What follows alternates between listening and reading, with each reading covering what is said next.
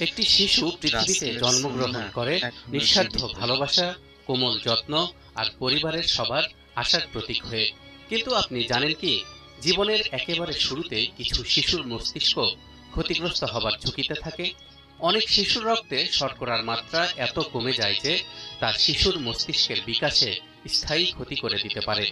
চিকিৎসা বিজ্ঞানের ভাষায় একে বলা হয় নিউনেটাল হাইপোগ্লাইসেমিয়া, অর্থাৎ নবজাতকের রক্তে শর্করা বা গ্লুকোজের ঘাটতি।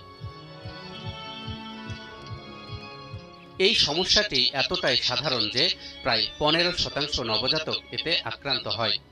আর ঝুঁকিপূর্ণ শিশুর ক্ষেত্রে হারটা আরও ভয়াবহ, প্রায় 50% পর্যন্ত। গবেষণা বলছে, চিকিৎসা নেওয়া হলেও কোনো কোনো ক্ষেত্রে এই হাইপোগ্লাইসেমিয়া ভবিষ্যতেও শিশুর শেখার ক্ষমতা, সমন্বয়, এমনকি স্কুলের ফলাফলেও প্রভাব ফেলতে পারে।